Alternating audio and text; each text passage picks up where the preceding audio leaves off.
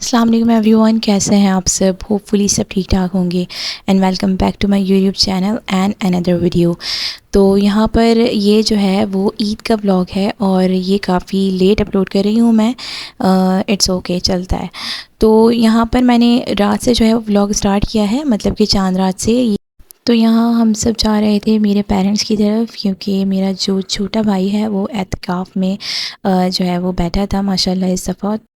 तो बस घर जाना था और जल्दी जल्दी से आके यहाँ पे सुबह की प्रिपरेशंस भी करनी थी मुझे। यहाँ प्रिपेयर कर लिया था सुबह के लिए। यहाँ पर मैंने ये लबे शीरी प्रिपेयर किया था, क्योंकि घर में और भी मतलब जो लोग थे सब वो डिफरेंट मीठे बना रहे थे, जिसमें खीर हो गई, शीर। तो बस मैंने सोचा कि मैं कुछ डिफरेंट कर लेती हूँ ताकि थोड़ी सी वैरायटी आ जाए आइटम्स में। अलग अलग होते हैं मीठे तो मज़ा आता है, फिर एक जगह बैठकर अगर आप खाओ और लोगों को सर्व करो तो मज़ा भी आता है। तो यहाँ पर ये सुबह का टाइम था, 7:30 बजे का अप्रॉक्स, और मान नमाज ईद अदा करने जा रहे थे। और बस यहाँ पर फिर मान को भेजने के बाद मैंने जल्दी से घर की क्लीनिंग कर ली थी।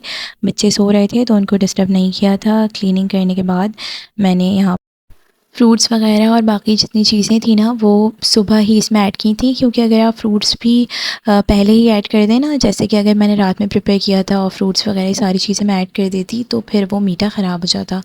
तो इसलिए मैंने बिल्कुल लास्ट में जब सर्व करना था मुझे तभी मैंने प्रिपेयर किया था ये सब कुछ। तो आप भी ऐसे ही मेथड को फॉलो किया करें।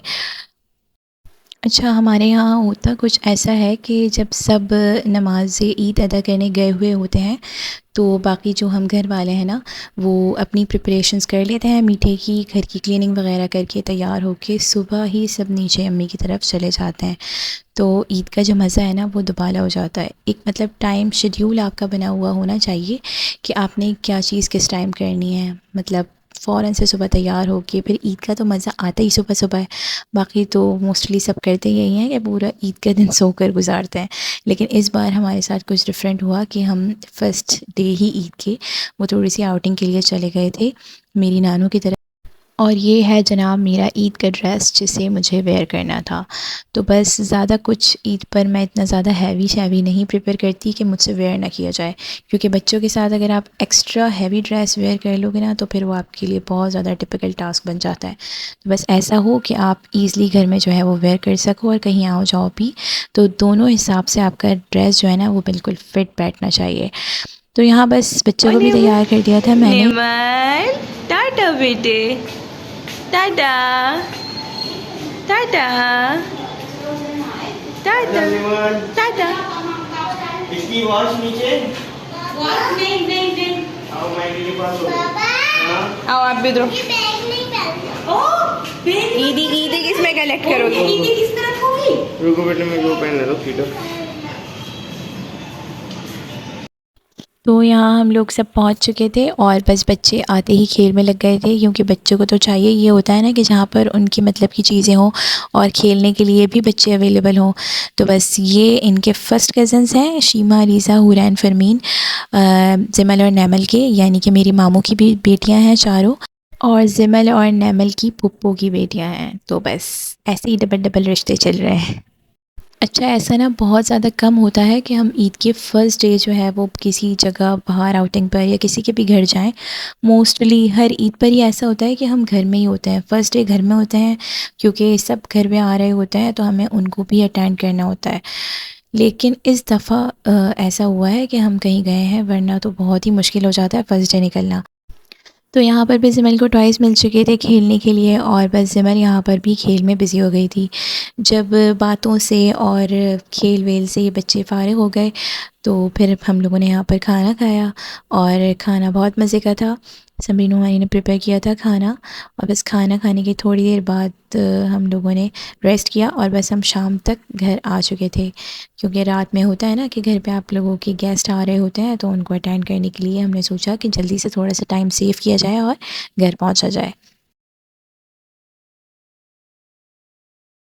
अच्छा जी, ये थी मेरे घर की दावत, यानी कि मेरे पेरेंट्स की तरफ, और ये ईद का सेकंड डे था। और बस इस दिन बहुत ज़्यादा हेक्टिक स्केजुअल था तो मैं पूरे दिन के जो क्लिप्स थे वो शूट नहीं कर सकी। बस रात के ही क्लिप्स जब हम घर पे आए थे तो मैंने यहाँ पर ये शूट कर लिए थे। और बस सारा खाना छोड़ छाड़ के जिमल ने सेलेक्ट किया था कि उसे गोलगप्पे खाने हैं, तो खाना स्टार्ट करने से पहले ही वो मान के साथ जाकर ले आई थी।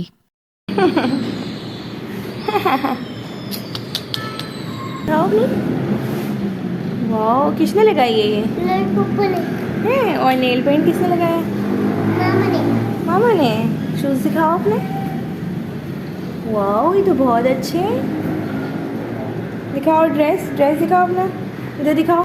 ड्रेस आपका किसने दिया है आपको? सबरी पप्पा ने दिया है। हाँ, फमीन जैसा है ना। अच्छा आओ आओ, मैं आपको नीचे छोड़ दूँ जल्दी से। मामा तैयार होके आ रही हैं, आराम से चलो। वेट बेटे वेट, यहाँ प्यारी लग रही है मेरी बेटी माशाल्लाह से। और बस ये ईद वेकेशन से ही चल रही थी यहाँ पर, और यहाँ पर जिमल और नैमल ये दोनों खेल रही थी। पता नहीं आजकल ये क्या फजूल सा एक गेम जो है वो चला हुआ है, इसकी लॉजिक तो मुझे बिल्कुल भी आज तक समझ नहीं आई है। तो यहाँ पर इन दोनों की लड़ाई हो रही थी इसी चीज़ के ऊपर कि ये इसको भी चाहिए, नैमल को और जिमल को भी।